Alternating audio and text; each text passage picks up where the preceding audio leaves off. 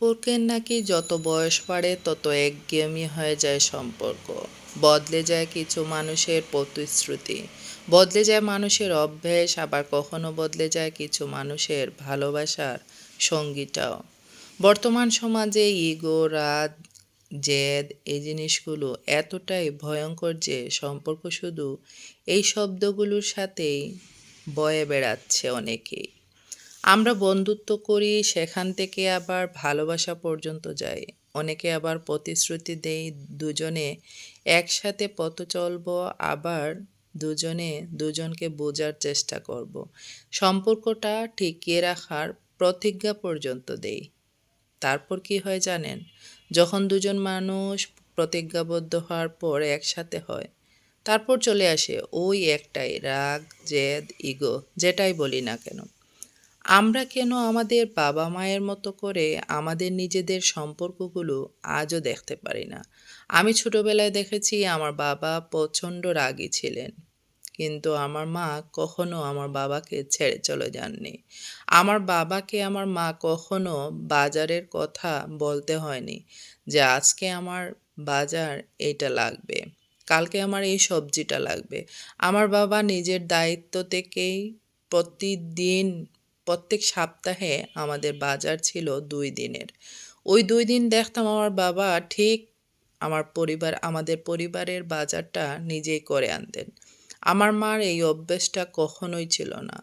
তাই বলে কি আমার বাবা দায়িত্ব পালন করতে একটু দ্বিধাবোধ হয়েছেন? কিংবা আমার মা কখনো কি আমার বাবাকে ছেড়ে চলে আসছেন ওই রাগের কারণে? কখনোই না।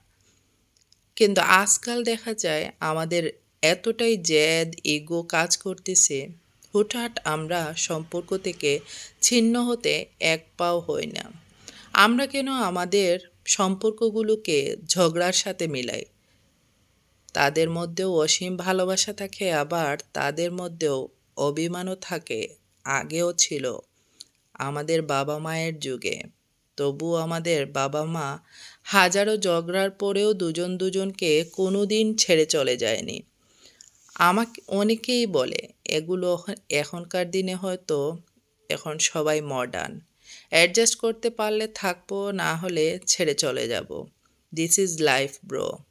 আমি বলি এটা লাইফ নট ব্রো। লাইফে চলতে গেলে স্যাক্রিফাইস, কম্প্রোমাইজ এ দুটোই থাকবেই, আপনাকে মানিয়ে চলতে হবে। আপনার অপর পাশে যে আসছেন তাকেও বোঝার চেষ্টা করতে হবে। সঙ্গী হিসেবে আপনি কেমন সেটা হচ্ছে আপনার বোঝার উপর নির্ভর করবে। মানলাম প্রত্যেকটা মানুষ পারফেক্ট হয় না, প্রত্যেকটা সম্পর্কও পারফেক্ট হয় না। প্রত্যেকটা সম্পর্কের পতনের কারণ হয়তো ভিন্ন হতে পারে।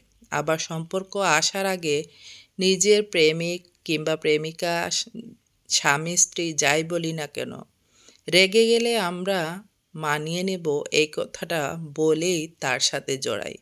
অথচ পরে আর একদম মনে থাকে না। প্রেম আমাদের জীবনে এক অদ্ভুত মানসিক শান্তি দেয়। কেউ পায় না, আবার কেউ পেয়েও অবহেলা করে।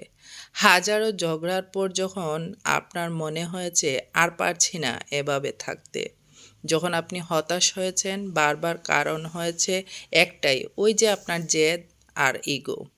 সম্পর্কগুলো এভাবেই ভাঙবে, তাই না? একবার আপনার ইগোটাকে সাইডে সরিয়ে নিজের ভালোবাসার মানুষটাকে কাছে টেনে নিয়ে নিজের দোষ না হলেও হেরে যান, নিজেকে নিজেই বোঝান। নিজের ভালোবাসার মানুষটার কাছে জেনে শুনে হেরে যাওয়াটাও অনেক বড় একটা ভালোবাসা। এটা কোনো অপমান নয়। মনে রাখবেন, ভালোবাসা দুর্বল। কেউ পায় না, আবার আপনি পেয়েও অবহেলা করছেন। যারা পায় না জীবনে ভালোবাসার সঙ্গী, তারাই বোঝে আসল ভালোবাসা না পাওয়াটা কতটা কষ্ট কিংবা যন্ত্রণার। তাই নিজের ভালোবাসার মানুষটাকে যত্ন নিন। রাগ, অভিমান, ইগো সাইডে রেখে এক সাইডে রেখে আপনার ভালোবাসার মানুষটাকে কাছে টেনে নিন। মনে রাখবেন, আপনি যাকে ভালোবাসেন তার কাছে আপনার হেরে যাওয়াটা অনেক বড় অপমানের হবে। এটা না ভেবে আপনার ইগো, রাগ আপনার সম্পর্কের পতন ঘটাবে। যদি মানুষটা সত্যি হয় আপনাকে ভালোবাসে, তাহলে সে আপনার এই কাছে টেনে নেওয়াকে আপন করে নিয়ে আপনার কাছেই ঠিক সেইভাবে যেভাবে আপনি আপনার ভালোবাসার মানুষটাকে কাছে টেনে নিয়েছেন। আসলে মানুষটা সঠিক হওয়া প্রয়োজন। আর যার ছেড়ে যাওয়ার সে তো যাবেই। একবার হেরে গিয়ে দেখুন না প্লিজ।